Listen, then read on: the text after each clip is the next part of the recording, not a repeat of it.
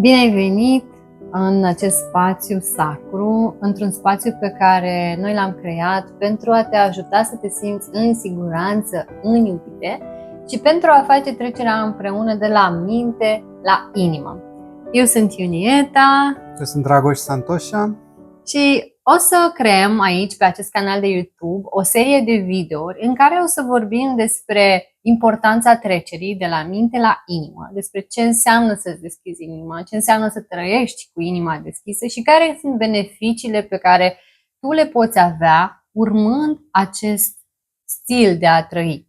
Noi l-am numit o renaștere în inimă, lăsând în urmă toate traumele și tot ce ne-a făcut să ne îndepărtăm de această conștiință, de frumusețea noastră, de esența noastră, de bucuria din noi. Lăsând în urmă această fugă constantă după lucruri din exterior, care considerăm noi că ne aduc o stare de împlinire, dar când încolo sunt doar niște dependențe care ne țin captivi. Toate lucrurile astea o să le discutăm aici pe YouTube, așa că dacă te interesează subiectul, te invităm să te abonezi, să dai mai departe video prietenilor tăi sau familiei și tuturor celor interesați să facă acest shift. Pentru că noi credem că doar împreună, trecând și făcând această schimbare de la minte la inimă, putem să ne ajutăm pe noi, să ajutăm pământul și să ajutăm în general lumea, oamenii din jurul nostru și pe noi să evolueze într-o conștiință a iubirii. De ce facem asta? Sunt multe perspective, multe paliere pe care le aducem în discuție în acest proces, în acest proiect.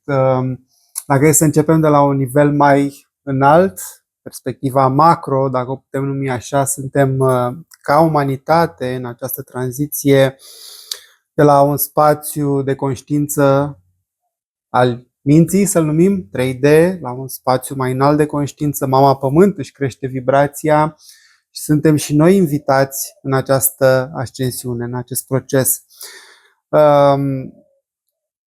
Până acum, că discutam și noi din experiența proprie și împărtășeam, de fapt așa s-a născut și acest proiect, împărtășind din experiențele proprii, cum eram poate acum câțiva ani și cum simțim că s-a schimbat viața noastră în acest proces. Și asta vrem să împărtășim nu numai la nivel teoretic, dar efectiv în practică și ce ne-a susținut cel mai mult în acest proces. Pentru că este o tranziție care schimbă radical totul, de la stil de viață, convingeri, mod de a trăi, mod de a relaționa, modul cum se simte în interior, în ființa noastră, de o tranziție de la calea controlului la calea iubirii.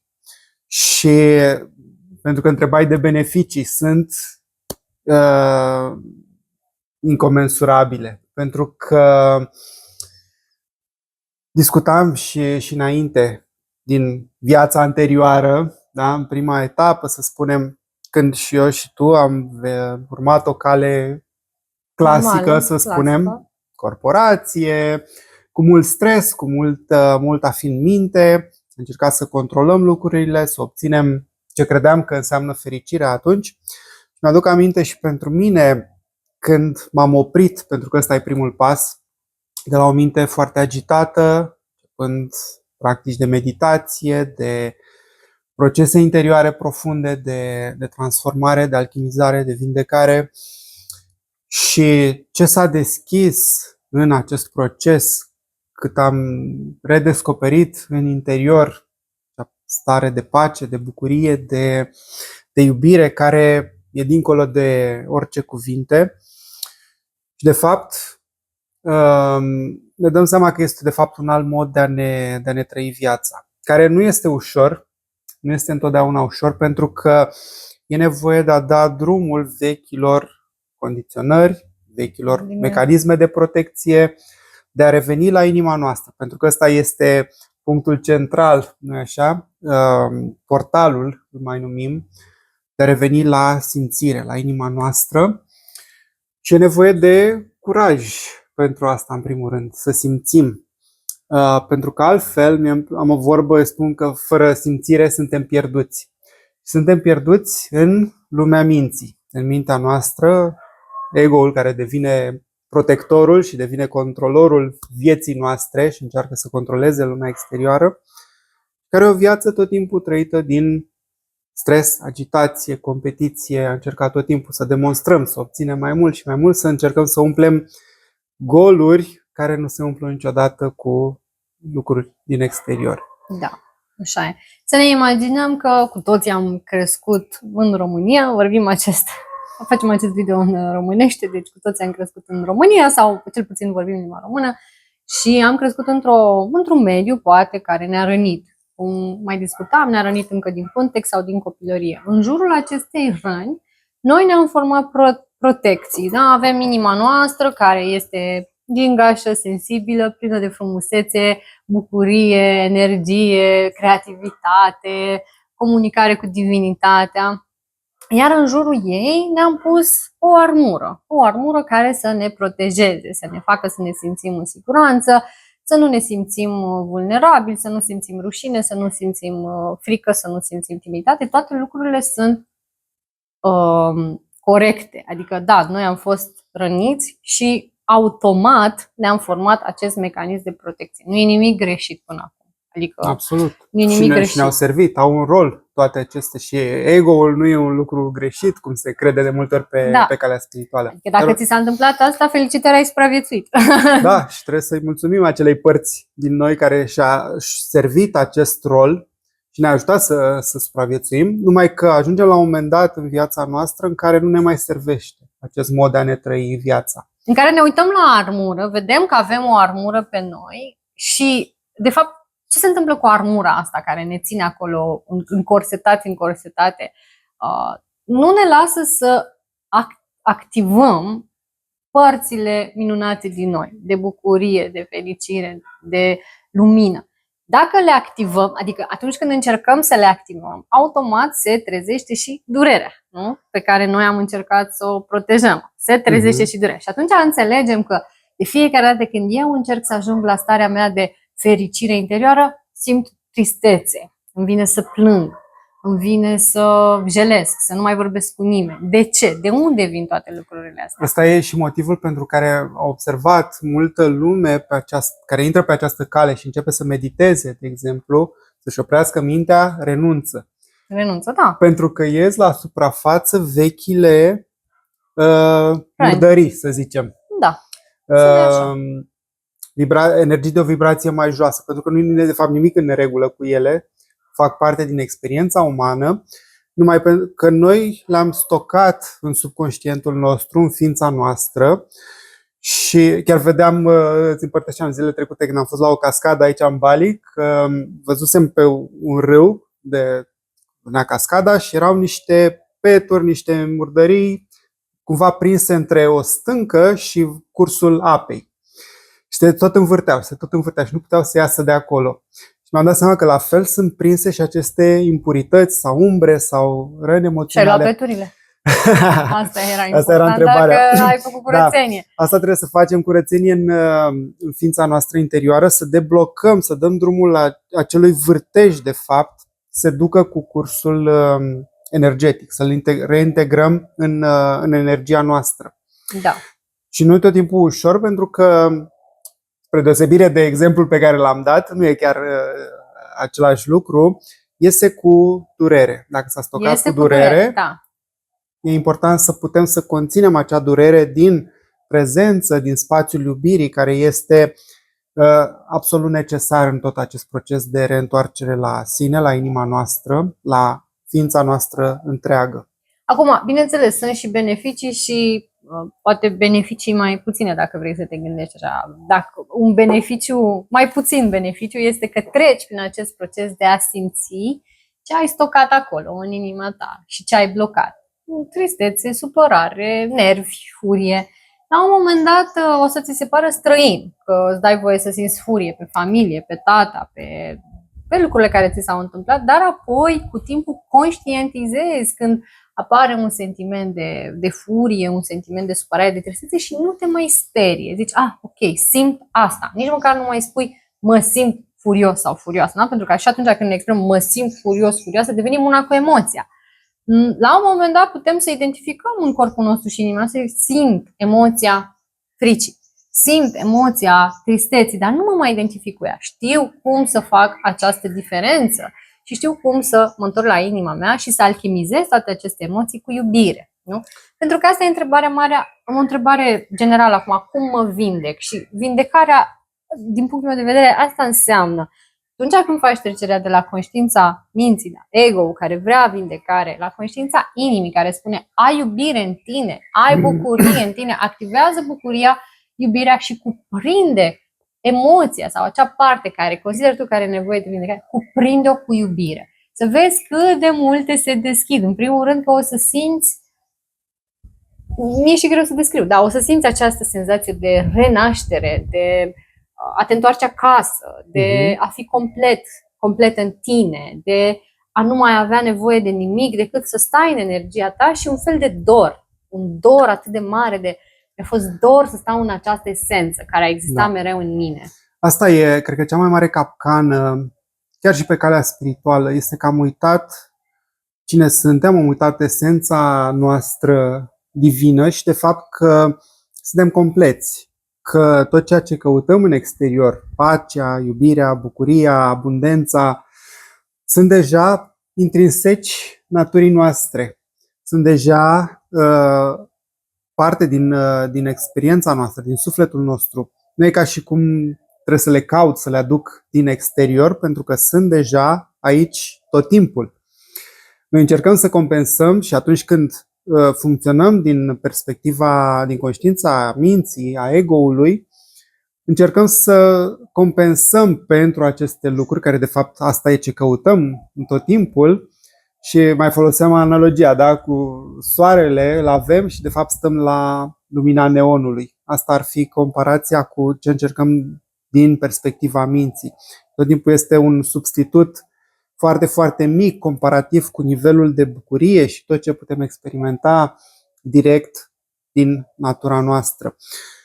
Însă, ca să putem să ne reamintim asta, e nevoie în primul rând de reîntoarcere la prezență, la inima noastră, la aici și acum.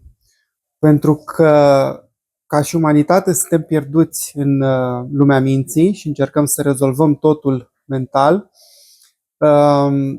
și ne pierdem. E un labirint fără sfârșit care dă impresia aparentă că funcționează, că ne aduce o oarecare satisfacție, însă este doar temporară, doar de moment și apoi vom vrea tot timpul mai mult și mai mult și mai mult și ne deconectează și mai mult de esența noastră, de adevărata bucurie.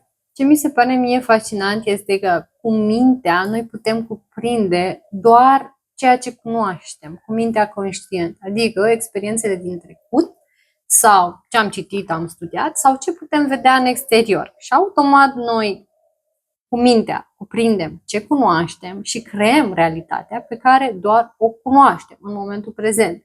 Atunci când ne dorim să avem o realitate diferită, nu? Pentru că văd mulți oameni care doresc să facă această trecere către o viață mai bună, către o viață cu sincronicități, către o viață cu magie, către o viață cu iubire, cu relații divine, cu parteneriate sacre, cu prietenii susținătoare, cu familii iubitoare, cu cariere care îi împlinesc. Și nu înțeleg cum se poate face acest shift, această tranziție către o viață împlinitoare din toate punctele de vedere. Iar ce vreau să spun este că dacă tu încerci să faci asta din minte, doar cu ce cunoști, păi uite-te puțin la ce cunoști. Ai în jurul tău relații împlinitoare, parteneriate sacre care te inspiră, ai mai experimentat sentimentul ăsta, ai văzut sau ai întâlnit? Cel mai probabil nu. De asta ți este greu să creezi în viața ta, pentru că nu se poate din minte. Însă, atunci când te duci în inimă și cobori în inimă și te deschizi, vei vedea cum se deschid noi perspective către tine, pe care mintea nu le poate înțelege. Adică mie mi s-a întâmplat asta cu ceea ce fac astăzi, profesional. Mintea mea nu putea să conceapă că voi ajunge la un moment dat în viață ghid spiritual. Adică nu exista pentru mine, după o carieră foarte pragmatică, practică, cu rezultate, cu clienți, cu corporații, nu puteam să înțeleg că voi face această trecere niciodată și oricât de mult aș fi încercat să-mi imaginez ce fel de carieră și am încercat o grămadă de lucruri. Nu aș fi ajuns aici niciodată decât dacă făceam trecerea în inimă și lăsam inima să mă ghideze. Da, presupune ce presupune? Să renunț la control. Și nu e un proces ușor, dar sunt, cum spuneai și tu, de fapt sunt două moduri de a ne trăi viața. Sunt complet diferite, Complet diferite, da. lumi total diferite. Și cu toții suntem atât de obișnuiți cu lumea minții, lumea controlului, în care tot timpul e, cum spuneam și mai devreme, da? Ne consumă foarte mult energia, forța vitală, adică plătim un preț extraordinar de mare și de fapt nu câștigăm mare lucru. Nu câștigăm mare lucru în lucrurile care contează cu adevărat. Aici e foarte bine punctat. Pentru că teoretic pare că noi câștigăm. Da, noi câștigăm bani, câștigăm faimă, câștigăm putere. E aparent, în sensul că, și sunt mai multe perspective aici. În planul acesta eu îl numesc și linia orizontală, unde planul acesta al minții, unde tot timpul funcționează legea dualității. Și ce pare că, virgulă, câștigăm pe de-o parte, plătim un cost pe cealaltă parte. Cu cât sunt mai atașat de faimă, de lucrurile respective, de bani, de relație, de ce cred că îmi va aduce fericirea, de fapt, ca să umple golul interior, automat, pentru că nimic nu e permanent în această realitate, tot timpul lucrul respectiv se va schimba. Și e o forță, pentru că așa funcționează universul, care restabilește echilibrul. Și tot timpul când ne ne ducem de la centru, producem dezechilibre în univers și vor fi forțe care ne vor împinge în partea cealaltă. Și toată plăcerea sau ce credem că obținem într-o parte, de fapt va veni și contrarul și va fi suferință. Nu neapărat pe același plan, dar ca trăire interioară. Și atunci, de fapt, dacă observăm pe termen mai lung, în această paradigmă, suma este zero. Tot ceea ce credem că ne atașăm și obținem și toate ce credem succesele vin cu un cost. Și observăm, Neil Donald Walsh, în Conversații cu Dumnezeu, spune că 98% din efortul uman, timp, energie e irosit. Și se referă exact la această paradigmă, din a funcționa din lumea minții, încercând să rezolvăm, să obținem fericirea, să evităm suferința, pentru că ăsta e rolul ego-ului. Și de fapt nu facem nimic, pentru că adevărata bogăție este pe linia verticală, care este linia inimii, este linia sinelui, unde dacă ne mai irosim timpul și energia în exterior, lucrurile care nu contează cu adevărat, revenim la prezență, la inima noastră, putem să facem ascensiunea și putem crea o cu totul altă viață din aliniere cu sinele, cu spiritul, cum vrea viața, universul să se exprime prin noi. Când ne folosim adevăratele daruri, talente, nu alea învățate în nu știu ce curs, ci alea pe care le-am dezvoltat, poate vieți. Da. Și toți avem unicitate și daruri pe care acum sunt convinsă că nu le știm. 90% dintre oameni, poate mai mult, 99% dintre oameni nu sunt conștienți de darurile pe care le au. Pentru că sunt blocate prin rănile respective. Pentru că sunt blocate și ne-am format protecții și le ținem. Pot să zic exemplul ăsta, că de exemplu dacă simți că faci ceva cu ușurință și tu ai auzit, dacă simți că faci ceva cu ușurință și îți place, dar ai o rană pe a munci mult, nu poți să-ți urmezi acel dar până când nu aduci în iubire acea rană de am nevoie să muncesc mult în viața asta ca să dovedesc. Asta în general blochează darul tău, poate, nu știu, de a fi vindecător, de a fi scriitor, de a fi dansator, nu contează.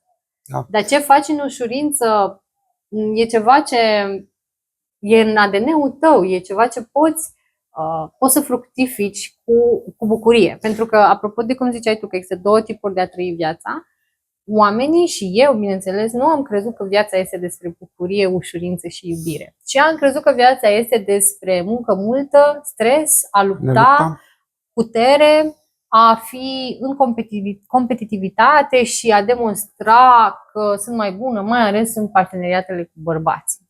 Da, eu voiam să fiu mai bună în parteneriatele cu bărbații. Nu aveam această viziune că pot fi o femeie iubitoare cu bărbații.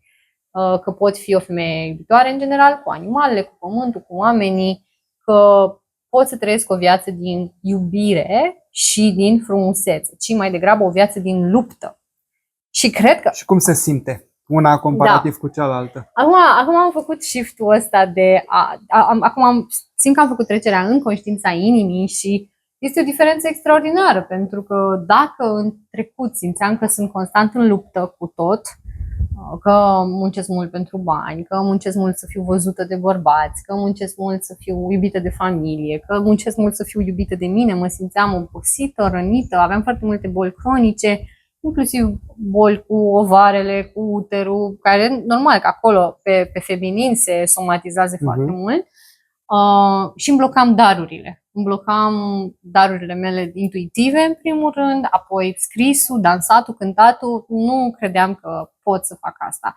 Iar acum se simte ca și cum mi s-a deschis o nouă lume în care sunt hrănită, alimentată cu bucurie, în care stresul acela de zilei de mâine a dispărut. Nu mai sunt stresată că o să mor de foame, că nu o să am unde să dorm, deși nu am casă de 5 ani. Adică reușesc să trăiesc în conștiința inimii fără un spațiu fizic, adică cu 2 trolere, cu care mă plimb de 5 ani din Bali în România, în Asia, peste tot, pe la prieteni, pe unde simt. Și n-am mai avut problema de nu mă simt în siguranță. Nu am o casă fizică în care nu mă simt în siguranță. Asta n-aș fi putut să o fac înainte, niciodată. Adică cu mult mai multă ușurință, cu mult mai multă încredere, bucurie. Și surrender. Inevitabil. Da? Și s-au activat darurile. Și mi s-au activat darurile, da. Poți să povestești un pic despre asta? Anul trecut s-au activat foarte multe dintre darurile mele. Unul dintre ele este auzul.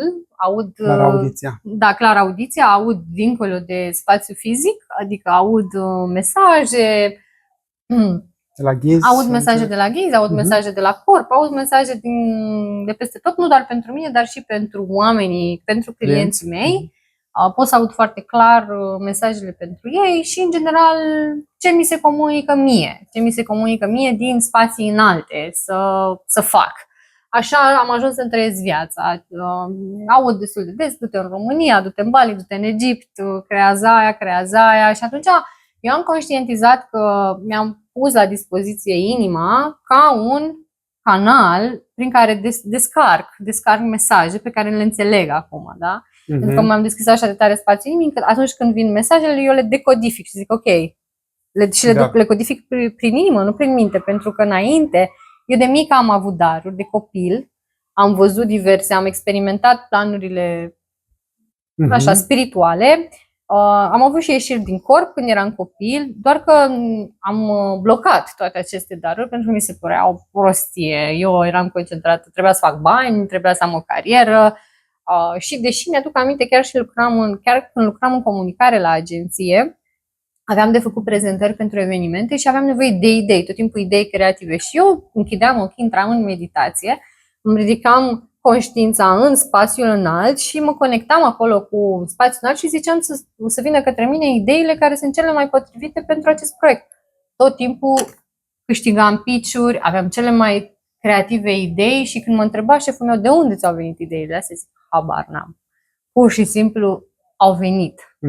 Și poate că mai sunt oameni care au astfel de experiențe și au și chiar dacă lucrează în joburi normale, nu trebuie să ai nu știu ce job fantastic, să conștientizăm că există o comunicare între planul fizic și planurile mai înalte, divine, o comunicare care se întâmplă în inimă, prin inimă. Inima, da, este acest portal care face conexiunea între latura noastră divină și latura umană. De fapt și ca chakre, primele 3 chakre, da, sunt partea noastră umană, apoi inima ca și portal și apoi cele 3 chakre superioare care e conexiunea cu planul divin.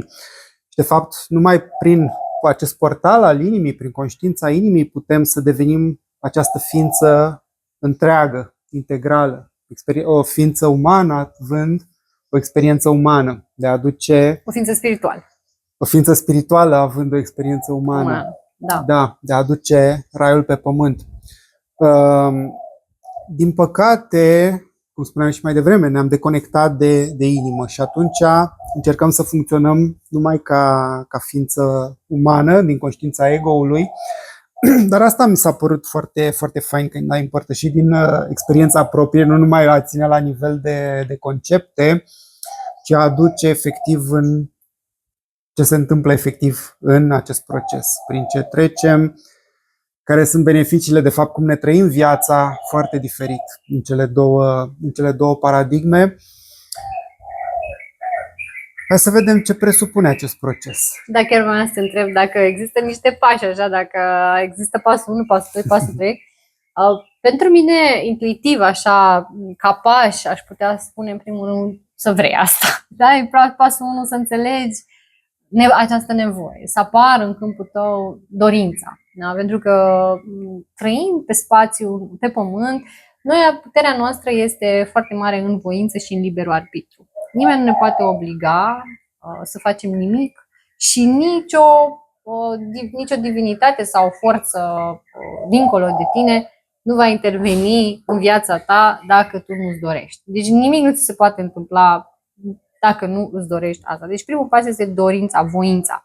Și în general voința apare de cele mai multe ori din durere. La mine a apărut din durere, recunosc, și dacă nu era durerea mare din viața mea, probabil că nu aș fi ajuns pe această cale spirituală. Da, și cred că e un moment, trăim ca umanitate în care pentru multă durere. Mai mulți oameni, da, pentru că sunt energiile mult mai puternice în vremurile astea și scot la suprafață vechi lucruri din subconștient, simțim tot mai multe reacții emoționale, ne certăm cu lume, schimbări de carieră, se întâmplă foarte multe shift-uri pe toate planurile și atunci vezi dacă este și cazul tău, dacă îți pui mai multe întrebări, dar de ce mi se întâmplă mie asta, care e mesajul, și încercând să rezolvăm cum am rezolvat până acum, o să vedem că nu mai funcționează din paradigma ego-ului, din paradigma minții. De asta, cum spunea și Einstein, cred că nu putem rezolva aceeași problemă la același nivel unde a fost creată și avem nevoie de o conștiință superioară. Asta este conștiința inimii. Conștiința inimii, da. Deci dacă și tu experimentezi în momentul ăsta durere, blocaje, simți că vrei să trăiești viața în mod diferit, dar nu știi cum, te-ai săturat să repeți aceleași cicluri, aceleași întâmplări, aceleași tipuri de relații sau poate ești singură de mult timp, nu se deblochează partea asta sau nu se deblochează partea financiară. Sau probleme de sănătate. Sau probleme de sănătate, că și la mine au fost probleme de sănătate sau cu dureri foarte mari în familie, relația cu părinții. Asta e un topic foarte mare. Nu mai încerca în același fel că o să te învârți în cerc. Exact. Întoarce-te în iubire, întoarce-te în inimă, întoarce-te în conștiința inimii. Deci primul pas este asta, da, așa aș spune, conștientizează unde te afli și activează și vezi dacă îți dorești să faci această schimbare, această transformare. Apoi, după care aș zice că este revenirea la prezență, de a ne opri, de a ne opri din alergătură, pentru că asta ne ține never ending loop, într-o alergătură fără sfârșit și încercând să rezolvăm cu mintea, că așa suntem obișnuiți. Și la un moment dat apare frustrarea, băi, nu mai merge, ce fac? Există și altceva, există altă cale. Calea este aici și acum, a reveni la prezență, a ne liniști mintea, a reveni la momentul prezent, pentru că aici începem să ne reconectăm cu inima noastră. Și de aici totul se schimbă, cum spuneai și tu, se deschide o altă lume, o altă dimensiune. Și ce descoperim este magic. Și într-adevăr, inițial descoperim și durere, lucrurile pe care le-am stocat de-a lungul timpului. E inevitabil, trebuie să le aducem la suprafață ca să putem să ne conectăm și mai profund cu inima noastră, de a ne conecta cu divinitatea, cu darurile. E nevoie de un mic proces de purificare pe toate planurile. Mental, fizic, emoțional, spiritual, inclusiv sistemul nervos. Da? Deci e o călătorie pe care o facem cu toate planurile ființei noastre, dar sub ghidarea sinelui. Și sub ghidarea iubirii. Adică asta e important. Când apar în procesul de purificare vor apărea foarte multe lucruri rele. Mi-aduc aminte. Rele pentru minte. Pentru minte. Pot să mai dau 2 minute exemplu personal. În procesul meu de purificare, care s-a întâmplat în ultimii 5 ani, dar cel mai intensiv a fost când am făcut formarea de instructor de yoga în India, unde am avut un profesor foarte exigent și cu 10 ore de yoga pe zi intense. Am lucrat intens corpul fizic, dar și corpul emoțional și toate corpurile și energetic. Și după fiecare clasă, mie mi-apăreau gânduri negative. Îmi apăreau gânduri de furie, de violență, vedeam cum, chiar la un moment dat, vedeam violență, știi, vedeam cum mă bat cu oameni în somn, cum o violență care nici măcar nu știam că am atâta furie sau că vreau să mă bat cu oameni, nu știam despre mine chestia asta. Și a continuat în fiecare seară, m-am dus o lună de zile la yoga, iar la finalul programului de yoga, 2 săptămâni, nu m-am putut mișca din pat, eram într-o stare de letargie. Eu am zis că e depresie, pentru că efectiv vedeam numai gânduri negative, nu eu scăpasem de violență, se dusese în omoruri, vedeam că omor oameni și m-am dus la instructorul de yoga și i-am spus, eu sunt o persoană groaznică, nu știam că e atâta furie, ură și negativitate în mine, nu știu ce să fac de aici, nu mai vreau să ies pe stradă, mi se pare că fac rău, doar că există, așa aveam o părere despre mine. Și atunci instructorul mi-a zis, a început să râdă și a zis, vai, ești pe drumul cel bun. Foarte puțini oameni își dau voie să conștientizeze cu adevărat ce e în spațiul lor mental și să purifice. Și mi-a zis, dacă au ieșit toate lucrurile astea la suprafață, nu înseamnă că sunt ale tale, nu înseamnă că ești așa, nu înseamnă că te identifică, înseamnă că poate este ce ai văzut în jur, și într-adevăr eu am văzut în jurul meu multă violență, ce ți s-a întâmplat în alte vieți, ce ai primit din alte spații ca nivel mental și tu ai înmagazinat ca și cum ar fi ale tale. Dă-le drumul să se curețe și eliberează-te și o să vezi că vei ajunge într-un spațiu de liniște mentală. Și asta s-a și întâmplat. O foarte mare capcană în această călătorie și în calea spirituală este acea paradigma a omului bun. A omului bun și luminos. Sunt deci, doar love and light. Da, da. Fetei bune și băiatului bun, care e inoculată de religie de multe ori, de dogmă și ce ne limitează foarte mult această paradigmă și de societate și din familie și ceea ce e un lucru minunat să fim oameni buni, să nu mă înțelegi greșit. Însă modul cum e interpretată este eronat, în sensul că, ce spuneai, toate aceste lucruri, dacă ies la suprafață, că am furie, că am răutate, că violență, că rușine, eu nu pot să simt asta, pentru că e contrar convingerilor mele. Și atunci reprimăm toate aceste lucruri și procesul de vindecare e blocat. Nu se poate întâmpla. De asta e importantă conectarea cu spațiul iubirii, a sinelui divin. Pentru că numai din acest spațiu putem privi cu răbdare, cu acceptare, cu iubire și astfel se alchimizează acele. Pentru că de fapt ce sunt doar niște vibrații, niște energii de o vibrație mai scăzută, nu înseamnă că sunt bune sau rele, sunt doar niște energii blocate în câmpul nostru. Și atunci când ele ies la suprafață și noi le primim cu iubire din spațiul iubirii, ele se eliberează, se transformă, se alchimizează. Această fantezie, cum ai zis tu, de a omului bun, este de fapt o fantezie de a suprimării. Noi, societatea ne-a învățat să suprimăm și să apărăm în exterior ca fiind perfecți.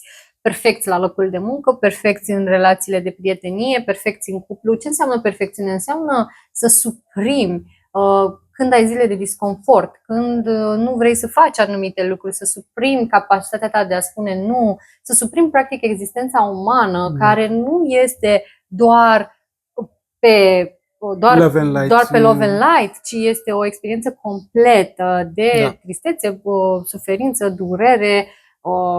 Dacă noi suprimăm genul ăsta de gânduri, de violență, de furie, la un moment dat ele vor refula într-un mod mult mai productiv decât dacă refulează în meditație sau în yoga sau în spații conținătoare de iubire sau observându-le, pentru că observându-le le eliberezi. Dacă tu nu observi, le ții în tine și ce faci cu ele? Ele, cum spuneai și tu, dacă cu cât le suprimăm, până la urmă somatizează. Deci ajung în corp ca boli, ca tot felul de. Dacă n-auzim, pentru că asta e un lucru foarte important de asemenea, rolul emoțiilor în călătoria spirituală. Da. E atât de eronat înțeles de asemenea și de multe ori nu suntem obișnuiți. Ne plac emoțiile pozitive, nu-i așa? Da, vrem numai pe high, la estatic dance, exact, la kirtan. Și când apar cele inconfortabile, fugim. le deturnăm, le băgăm sub preș, le deviem prin dependențe, prin țigări, prin fumat, prin alcool, Da. prin tot felul de distrageri. Droguri, alcool, da. Au fi ocupat tot timpul, fiecare are strategiile proprii și sunt nelimitate, tocmai pentru că ne e frică să simțim emoțiile. Dar emoțiile sunt o mare cheie. Sunt acest mesager divin care ne comunică un lucru foarte important. Emoțiile pozitive ne spun că suntem în aliniere cu sinele. Latura noastră umană e în aliniere cu sinele divin. Emoțiile negative ne spun că este o contradicție între cum vede sinele și cum vede ego-ul. Și de asta se numește conflict interior. Sunt două părți din noi și gândește-te dacă ți se întâmpla lucrul ăsta, dacă ți se întâmplă. O parte din tine vrea ceva, o parte altceva. E o experiență universală, nu-i așa? Acum nu mi se mai întâmplă, dar mi s-a întâmplat și mie asta, da. E inevitabil, pentru că nu știm cine conduce. Și de multe ori, pentru că simțim acest disconfort, dăm mai multă putere ego-ului pe pilot automat când ne trăim. Dar emoția negativă e o invitație de realiniere. De a sta odată cu acea energie, a o transforma, fie a merge și mai profund, a săpa și a vedea care e convingerea limitativă, ce crede despre lume, viață, bărbați, job, femei și așa mai departe, care produce acea emoție.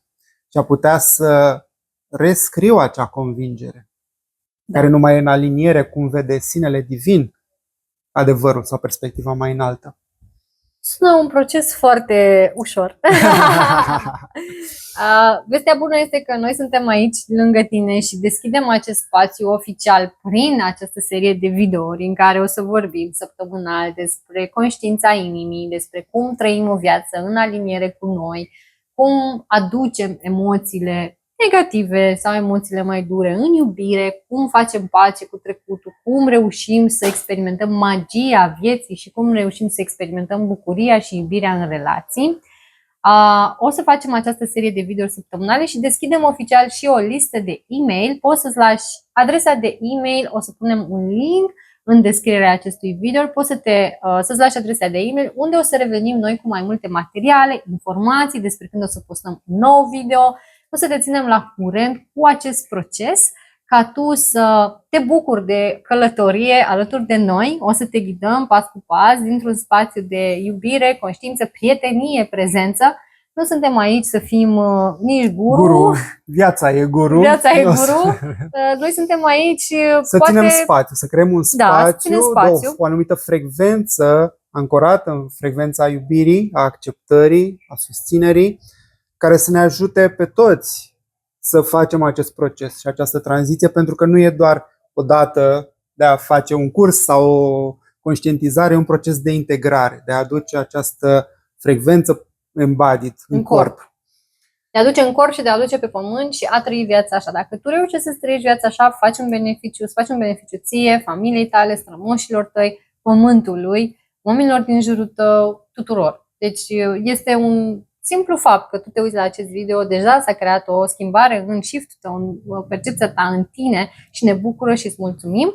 Ne bucurăm că te-ai uitat la acest video și poate că duci mesajul cu tine mai departe și dacă simți să-l dai mai departe, să-l distribui pe social media sau să-l dai prietenilor, ne-ar aduce mai multă bucurie și vindecare pământului. Suntem curioși ce a rezonat cu tine din această discuție. Poți posta o idee în comentarii sau poți pune o întrebare. Ne poți da idei și pentru videourile viitoare dacă vrei să dezvoltăm un subiect mai în profunzime, ce e de interes pentru tine în prezent, cu ce te confrunți, care este provocarea principală în acest proces de tranziție și sper să ne revedem în curând la următoarele videouri și în comunitate, unde te așteptăm cu drag.